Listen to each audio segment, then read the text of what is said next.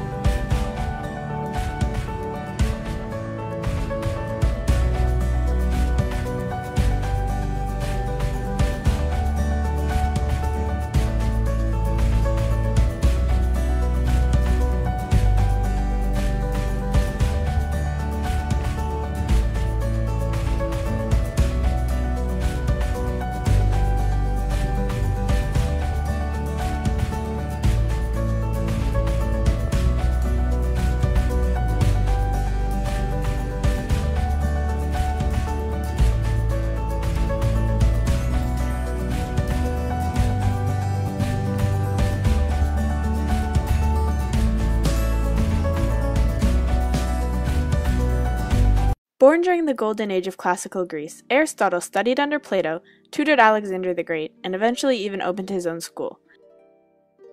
He contributed to physics, metaphysics, philosophy, biology, astrology, and psychology. He helped develop the scientific method. However, perhaps his greatest achievement was, with the help of the moon, proving that the Earth was a sphere. Aristotle concluded that the Earth was a sphere using 4 main arguments. Argument 1. All earthly substances move towards the center, and therefore must eventually converge into a sphere. Argument 2. When you travel north or south, the stars you see in the sky change location, which is only possible on a curved surface. Argument 3. As ships sail away, the topmast eventually falls beneath the horizon and is no longer visible, which demonstrates that the Earth is round. Argument 4. The shadow of the Earth on the moon during a lunar eclipse is always circular. Aristotle came to this conclusion through observation. He observed many lunar eclipses and realized that as the moon passes through the Earth's shadow, the shape made by the Earth on the moon is incontestably curved. By looking at the Earth's shadow on the moon like it was a reflection of the Earth in a mirror, Aristotle was able to conclude that if the outline of the Earth is round, then the Earth itself must certainly be round as well. But if the reflection is round, then surely that could just mean that the Earth is a round, circular disk, and not necessarily a sphere, right? Wrong. If the Earth was shaped like a dinner plate, depending on where you are positioned, the curved shadow should grow more eccentric and oblong. But it doesn't. Aristotle observed that no matter where on the Earth you stood, the shadow of the Earth was always circular. The only shape whose shadow looks like a circle from every angle is a sphere, and therefore, Aristotle concluded that the Earth must be spherical. Aristotle then made the prediction that in every lunar eclipse that will ever happen on our planet, the shadow of the Earth will be round, no matter the orientation of the planet or the location of the viewer.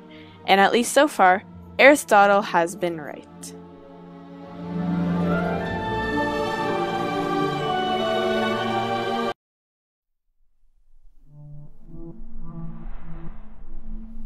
Contrary to popular belief, ancient civilizations didn't think that the Earth was flat.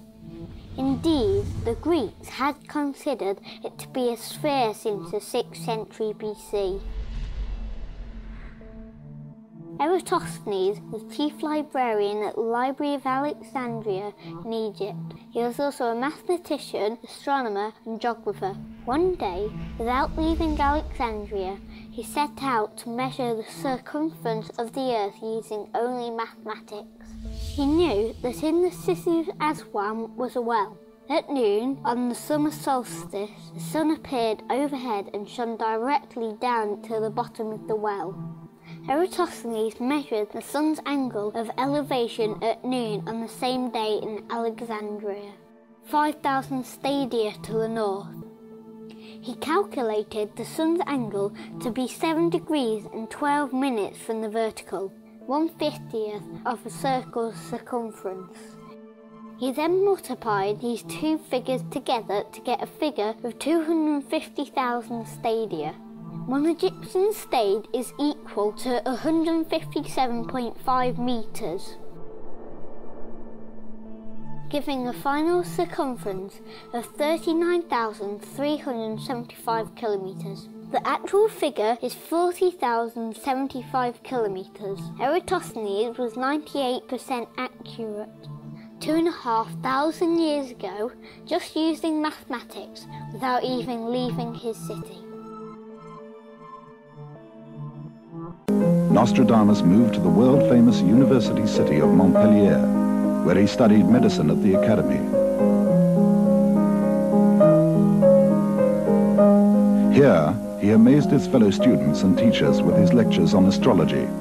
He expounded his theory that the Earth was round, revolving around the sun, 100 years before Galileo.